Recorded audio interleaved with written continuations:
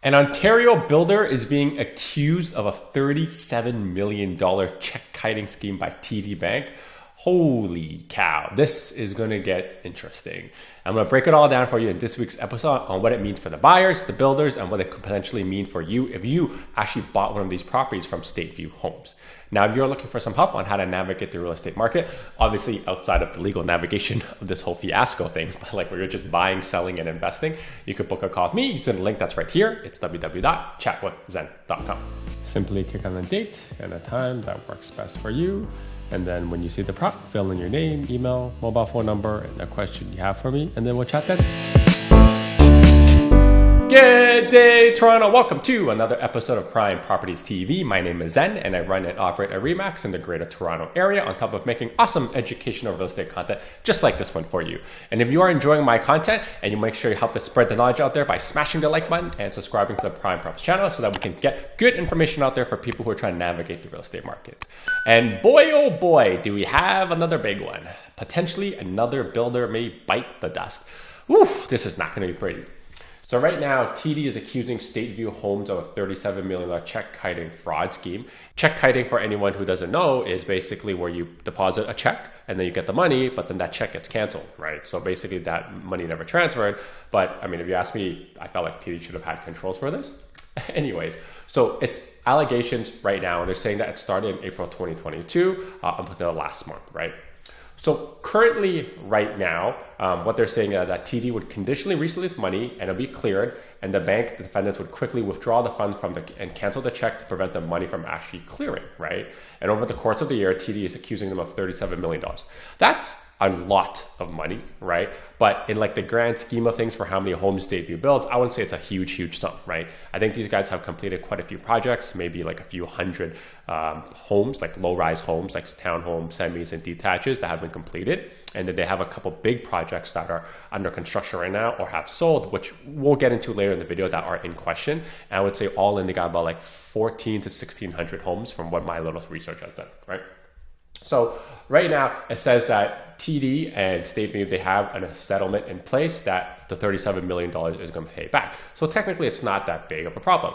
But what arises is what I call liquidity event, right? So which is where a lot of people are going to be losing faith in the company, the builders like Stateview, and they may be withdrawing their funds. And if they withdraw their funds, then we have something similar to Silicon Valley Bank, obviously on a much smaller scale, but it affects the inventory in Ontario, right? So that's kind of the challenge we're going to be seeing.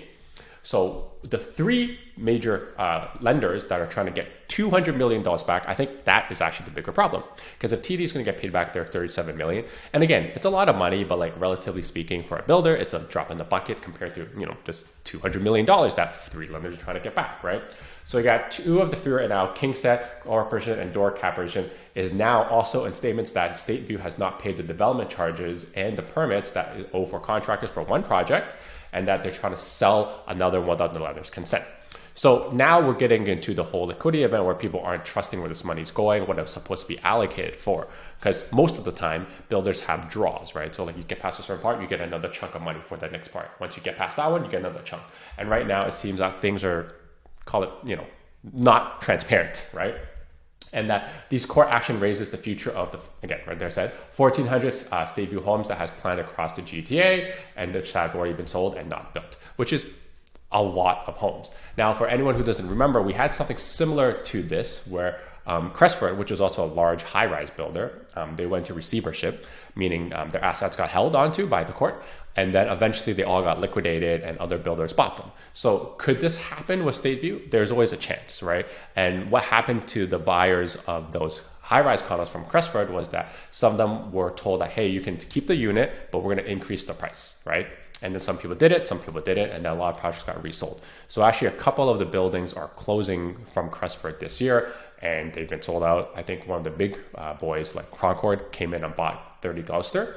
But we'll see what happens with some of these projects, because they got like a couple like 100 to 200 townhome projects across GTA that it's not going to be a pretty thing for a lot of the home buyers if it goes down that Crestford route. And this is why I think there should be some kind of like Ontario regulation for stuff like this and like, you know, deposit kind of given back. But yeah, that's a story for a different day. So right now the builders are blaming apparently a CEO came up with all this and the owners are not involved and that this has caused a lot of hardship. And again, this is just kind of like what everyone is stating out there in the public right now, because this story is from reading kind of allegations and also like court filings and stuff like that. Nothing is necessarily like low-key reported, right?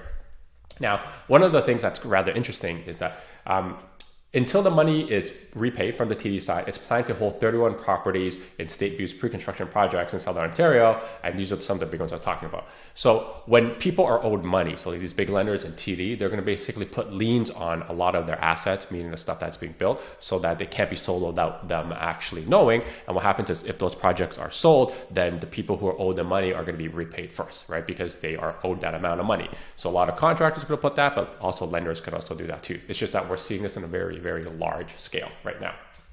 Now, there is a second lawsuit saying that Stateview has also not made their interest payments of $277,000, which is a lot per month on some of these projects. And then now that there effectively is no liquidity and liens are being registered against a lot of these properties and on mark for unpaid taxes, development charges, contractor fees, which is what I was just talking about, and that delay for closing of the project, right? So now all the kind of vultures are coming in trying to make sure they get their money back, right? Because if you were the lender and you let them call out $100 million and you see a lot of this thing coming to fruition, and you're like, oh crap, these guys may not be able to pay you back. You are basically grabbing onto everything so that you can, so make sure that you get your $100 million back. And that's exactly what's happening right now. And this is why I'm saying it's going to be a liquidity event, because these guys may have to like sell off a lot of projects, or maybe they go into receivership, which is worse. Like there's a lot of things that can happen. I'm not going to get into like the legal side, but it's just messy right now. And the unfortunate thing is that I think the people who are going to get hurt the most are ultimately home buyers, right?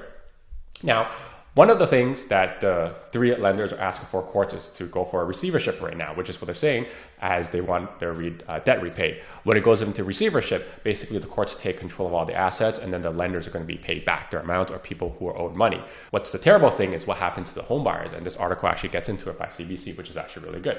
So they interviewed a lawyer who's basically not on the case to get kind of their opinion on it, right? And what the lawyer says is this: however, if a receiver orders the projects sold to repay lenders, those buyers may never see the homes they bought or their deposits, because what happens is the buyers are lower on the totem pole of who gets owed stuff first, right? So usually it's the crown, meaning like the CRA, and then all the people that are due, and then the vendors, and then the executors, and all the people who receive part of like the receivership all get paid. And then if there is any money left, then the home buyers will get their deposit back, right? This is why I'm saying like this whole pre-construction thing is a little bit kind of wonky if things go sideways and there's a liquidity event. And they're saying ultimately they may suffer a loss if the project is not completed. They may theoretically at some point sue the developer, but the likelihood is that after the receivership is completed, there's probably not going to be a lot of money left over. And that's kind of the unfortunate thing.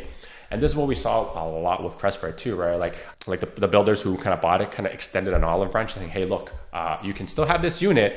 It's going to be a little bit less than what the market value is right now if you were to buy it again, right? But you still have to pay that premium on the difference of what you paid before to what it is, like a little bit less than market value now. So an example is like if they bought the home for, call it $1 million, and it's worth 1.2 now, they'd be like, hey, you need to top up to 1.15. You got to pay an extra $150,000. We'll complete this home. So there's a little bit of margin on it for them. But if you don't, we're going to resell that home at 1.2. And that's kind of what happened with some of the projects at Crestford. And again, I'm not speculating on anything. I don't know what anything. I'm just reading this article. But that could very much be the path that we go down depending on how this court case pans out. And like at the end of the day, I said, it's very, very unfortunate because the people who are hurt the most are the people who just try to buy the home and they're trying to close on it and basically get a home. So if you bought these homes like 2-3 years ago, especially even before the prices ramped up despite it coming down a little bit, like I said before, prices are still up like 50% from the pandemic. And if you bought somewhere between that time and your home was $1 million, and even if you were going to close on this one, even the prices fell down, say they're 1.2, you're now $200,000 out of the market. The rates have changed. You may ultimately be shut out of the market right now to actually buy a home, which is the very unfortunate thing for a lot of people if they were to buy pre-construction, right? Anyways, this is a rather unfortunate kind of turn of events with the market. And if things were starting in April 2022, I don't know if that's before or after the interest rate hike, Who knows whether, they were affected because of the downturn. I don't know, but it's very sad to see things like this because I just feel bad for the buyers who bought into the pre-construction. And I have to keep repeating this, right? I have no shade against pre-construction, but you have to watch out who you're buying pre-construction with, right? And we've even seen big builders go under, small builders go under. It's not a guarantee. And a lot of people need to understand the risk that comes with pre-construction. It could be very, very lucrative if you buy it correctly, but at the same time, it could also end in horror and misery like this in some of the other people who bought into like the Stateview home projects. Anyways, that's a wrap for this week's video. And if you are looking for some help on how to navigate this real estate market, you can book a call with me using the link that's right here. It's www.chatwithzen.com. Until next time, your move, your future. See ya! Now that I'm done watching this video, I think you should check out this video. And you know what? Why don't you check out this video too?